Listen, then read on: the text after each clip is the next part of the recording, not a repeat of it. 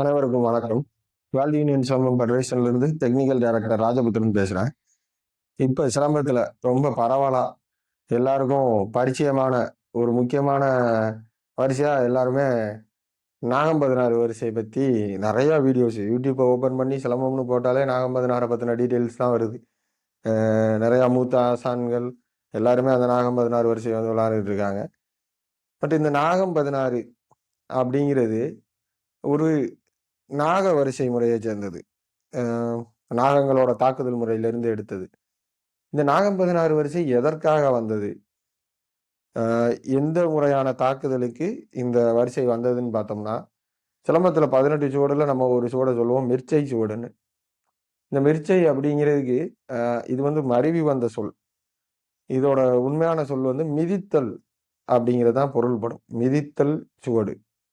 இந்த மிதித்தல்ங்கிற பவர் போர்க்களத்துல நம்ம 4 படைகளை பத்தி நம்ம எல்லாருக்குமே தெரியும். ரத, கஜ, துரக, பதாபிகள். தேர்ப்படை, யானைப்படை, குதிரைப்படை, காலாட்படை வீரர்கள்.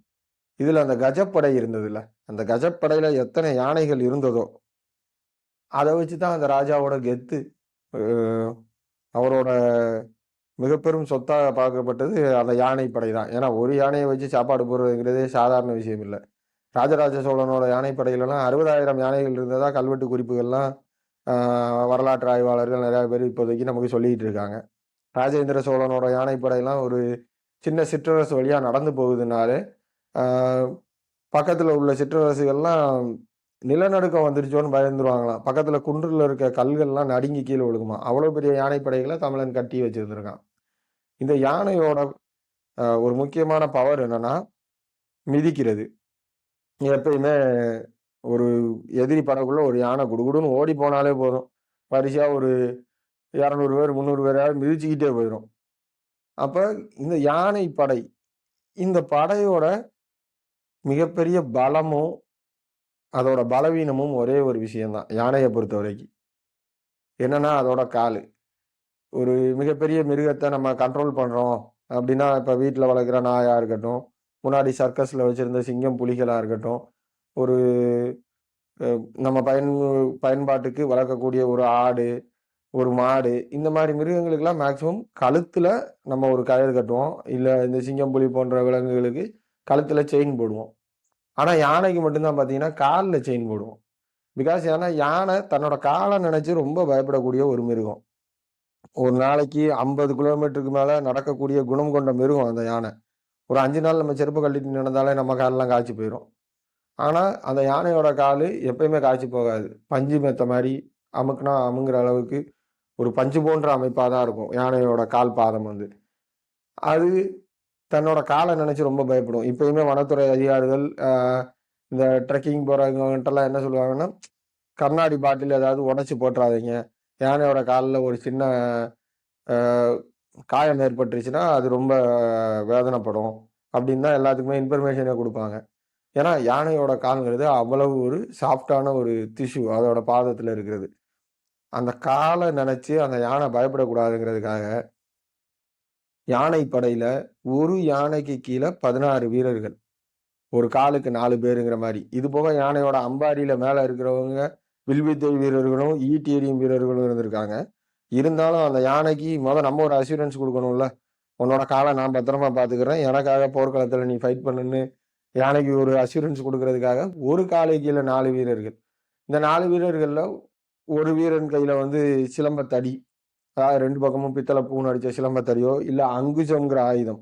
அது யானையை கண்ட்ரோல் பண்றதுக்கு மட்டும் இல்ல, எதிரியை தாக்குறதுக்காகவும் பயன்படுத்தினாங்க.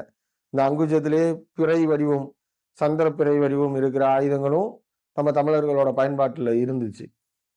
அடுத்து 2வது வீரன் கையில வாளும் கேடயமும், 3வது வீரன் கையில வந்து வேல்கம்பு, இந்த 4வது வீரன் கையில கொரில்லா போர் முறை தாக்குதல் செஞ்ச மருது சகோதரர்கள், வேலு நாச்சியார் போன்ற அரச வம்சத்தினர்கள்லாம் 4வது வீரன் கையிலுக்கு கொடுத்த ஆயுதம் தான் வளரி.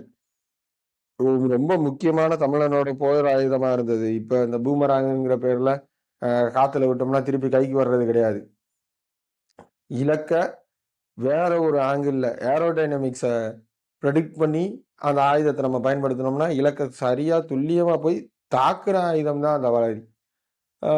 ஸோ மிச்ச போர்முறை வியூகங்கள், ருத்ர வியூகங்கள், ஆ நம்ம விருச்சிக வியூகம், திரிசூல வியூகம், கருட வியூகம், இந்த மாரி போர்முறை வியூகங்கள்லாம் மிச்ச அரசர்கள்லாம் அந்த 4வது வீரன் கையில குடுத்த ஆயுதம் தான் சுருள் பட்டா.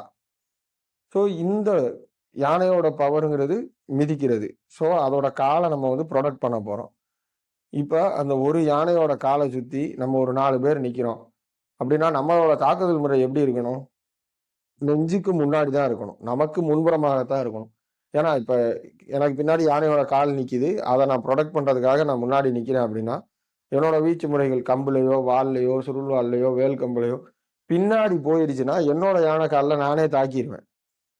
அதனால முன்புற தாக்குதல்கள் அதிகமா இருக்கிற வண்ணமா, இந்த சிலம்ப சுழற்சி முறைகளும் சரி, வாள் சுழற்சி முறைகளும் சரி, சுருள்வாள் வீச்சு முறைகளும் சரி, எல்லாமே முன்புற தாக்குதல்களா இருந்துச்சு. இந்த முன்புற தாக்குதல்கள எங்கேருந்து அவங்க கத்துக்கிட்டாங்க அப்படின்னா, நாகங்கள்ட்ட இருந்து தான். இந்த நாகங்கள் தான் முன்புறமாக நேராக தாக்கக்கூடிய குணம் கொண்டவை. ஸோ இந்த நாகத்தோட வரிசை முறைகள் இருக்குல்ல, ஆ நாகம் 16, நாகசீற்றம், நாகதாளி இந்த மாரி நாகசீற்ற வரிசைகளை எடுத்து, இந்த யானையோட கால புரொடெக்ட் பண்றதுக்காக அதுக்குன்னு தனியான கால் பாடங்கள், அதற்காகன்னு தனியான சுழற்சி முறைகள்.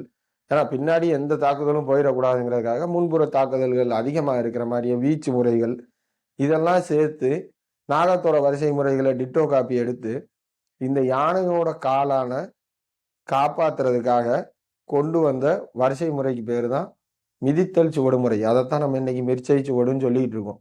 இந்த மிதித்தல் சுவடு முறைக்கு கீழ இருந்த பாட வரிசைகள் தான் இந்த நாகம் 16, நாகசீற்றம், நாகதாளி வரிசைகள். இது ஏன்னா நாக வரிசைகள்லயே கிட்டத்தட்ட 50 வரிசைகளுக்கு மேல இருக்கு. ஒவ்வொரு வரிசை முறையிலையும் அடிமுறைகளும் வேற வேற விதமாகவும், வீச்சு முறைகளும், வெட்டு முறைகளும், அறுப்பு முறைகளும் நெறைய இருக்கு. இது எல்லாமே இந்த மிதித்தல் சுவடுக்கு கீழ இருந்த சுழற்சி முறைகள் தான்.